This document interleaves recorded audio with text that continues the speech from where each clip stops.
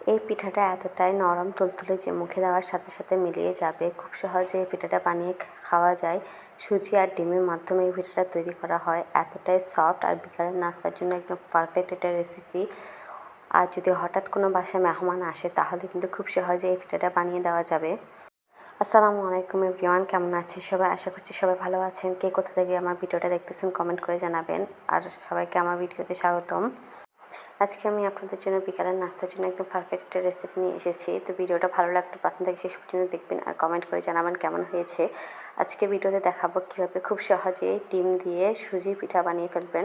আর এই পিঠাটা একদম নরম হবে, কোনো রকম শক্ত হবে না। দীর্ঘ অনেকক্ষণ রাখি দিলেও কিন্তু এটা একদম নরম তুলতুলে থাকবে। মেহমানদারির জন্য কিন্তু একদম পারফেক্ট একটা পিঠা। বাসায় যখন হঠাৎ কোনো মেহমান আসে আমরা ভেবে পাই না কী বানাবো। তো এটা কিন্তু খুব সহজে বানিয়ে দিতে পারবেন। তো এই পিঠাটা বানানোর জন্য কী কী প্রয়োজন সেটাই আজকে ভিডিওতে আমি দেখাবো, আর কীভাবে বানাবেন সেটা দেখাবো। তো ভিডিওটা না টেনে সম্পূর্ণ দেখবেন।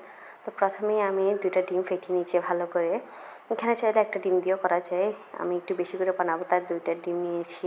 তো ডিমগুলোকে ভালো করে ফেটিয়ে নিয়েছি। এরপর এর মধ্যে দিয়ে দিব স্বাদ মতো লবণ আর দিয়ে দিব পরিমাণ মতো চিনি, যার টেস্ট অনুযায়ী চিনি। চিনিটা দিয়ে আমি আবার ভালো করে ফেটিয়ে নিচ্ছি।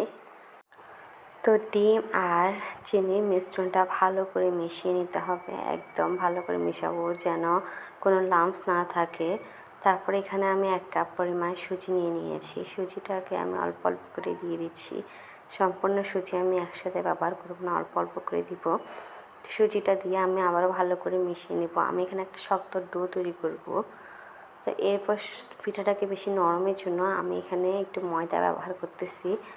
আমি এখানে 1/2 কাপ পরিমাণ ময়দা নিয়ে নিয়েছি। তো ময়দাটাও আমি অল্প অল্প করে দিয়ে দিচ্ছি। ভালো করে মিশিয়ে নিতে হবে যেন পারফেক্ট একটা ডো তৈরি হয়। দেখতে পাচ্ছেন আমার কিন্তু অনেকটা পারফেক্ট হয়ে গিয়েছে। তো আমি এটাকে ভালো করে তৈরি করে নিয়ে আধা ঘন্টার জন্য ঢেকে রেখে দেবো। চাইলে আপনার রাখা লাগবে না, এমনি বানিয়ে ফেলতে পারবেন। আর যেহেতু আমার কাছে সময় ছিল তাই আমি একটু ঢেকে রেখে দিয়েছি। চিনিটা গলে কিন্তু এটা আরেকটু সফট হয়ে যাবে। তো পিঠাটা তৈরি করার জন্য আপনার চাইলে এখানে হাতে একটু তেল লাগিয়ে নিতে পারবেন বা যেন একটু ময়দা লাগিয়ে নিতে পারবেন, যেহেতু পিঠাটা একটু আঠা আঠা লেগে যেতে পারে।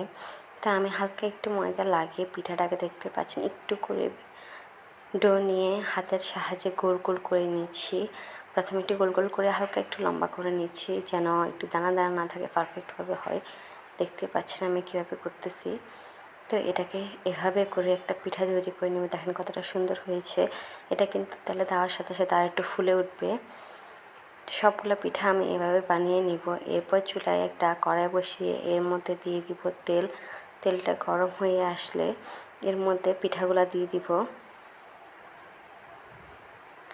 দেখেন কত সুন্দর হয়েছে পিঠাগুলো। এগুলো কিন্তু ফুলে একদম নরম হয়ে যাবে।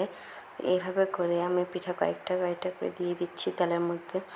চুলার আঁচটা কিন্তু একদম লো আঁচে রাখতে হবে, নাহলে কিন্তু পুড়ে যেতে পারে। মানে উপরেরটা পুড়ে যায়, ভিতরটা ভালো করে হবে না। তাই চুলার আঁচটা লো আঁচে রাখে আমি এটাকে কিছুক্ষণ উল্টে পাল্টে নিয়ে দেখেন সুন্দর একটি যখন কালার চলে আসবে তখন এটাকে আমি নামিয়ে নিব ছাঁকনির সাহায্যে। এভাবে করে আমি সবগুলো পিঠা তৈরি করে নেব। তো আমার সবগুলা পিঠা তৈরি হয়ে গিয়েছে। দেখেন একদম নরম তুলতুলে কিন্তু পিঠাটা, অনেক মজা হয়েছে পিঠাটা। তো আপনাদের কার কার ভিডিওটা ভালো লেগেছে অবশ্যই কমেন্ট করে জানাবেন। আর যদি ভালো লেগে থাকে তাহলে লাইক কমেন্ট করে পাশে থাকবেন।